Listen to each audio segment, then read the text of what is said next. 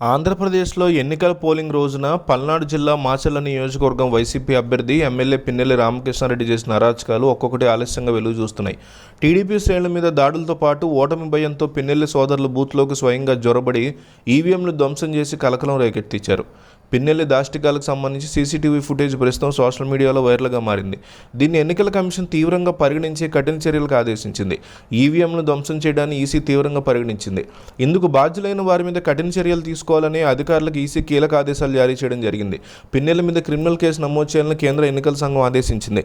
ఈ మేరకు రాష్ట్ర చీఫ్ ఎలక్షన్ కమిషనర్ డీజీపీకి ఈసీ సిఈ ఆదేశాలు కూడా ఇచ్చింది. కాగా రాజ్యాంగాన్ని పరిరక్షించాల్సినటువంటి చట్టాలను కాపాడాల్సిన బాధ్యతాయుతమైన పదవిలో ఉన్న పిన్నెల్లి ఇట్లా చేయడం సిగ్గుచేటని చెప్పుకోవాలి. ఈ ఘటనకు సంబంధించి వెబ్ కెమెరాలో రికార్డ్ అయినటువంటి దృశ్యాలను కేంద్ర ఎన్నికల సంఘం అధికారులు నిశ్చితంగా పరిశీలించారు.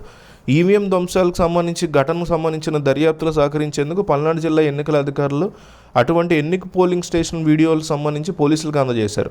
విచారణలో ఎమ్మెల్యే పేరును నిందితుడిగా చేర్చినటువంటి పోలీసులు ఈ విషయం గురించి ప్రస్తావించారు.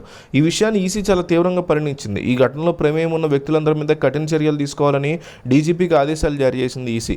ఈ మేరకు సీఈఓ ముఖేష్ కుమార్ మీనా కూడా ఈసీ నుంచి ఆదేశాలు అందాయి. తద్వారా ఎన్నికలు శాంతియుతంగా నిర్వహించే విషయంలో భవిష్యత్తు ఎవరు ఇటువంటి దుశ్చర్యలకు పాల్పడడం చేయకూడదని ఎన్నికల కమిషన్ భావిస్తోంది.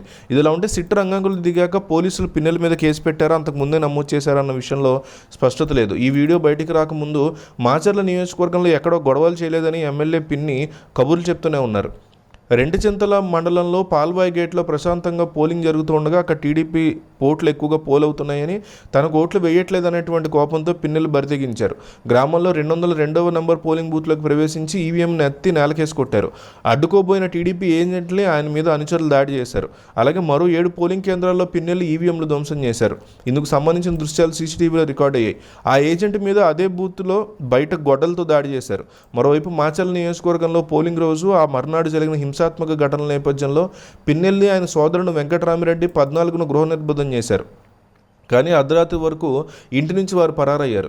వారు తప్పించకపోతున్న పోలీసులు చోద్యం చూశారనే విమర్శలు ఉన్నాయి. సదరు పోలీసుల మీద కూడా నేటి వరకు చర్యలు తీసుకోకపోవడం గమనార్హం.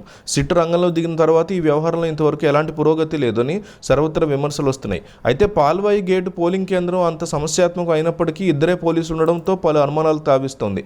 పిన్నెల్ని వెంటనే అరెస్ట్ చేయాలని టీడీపీ, బీజేపీ, జనసేన నేతలు డిమాండ్ చేస్తున్నారు. అంతేకాకుండా పల్నాడు అల్లర్ల మీద వేసినటువంటి సిట్టు ఒక డొల్ల అని తెలుగు తమ్ముళ్ళు తీవ్రంగా విమర్శిస్తున్నారు.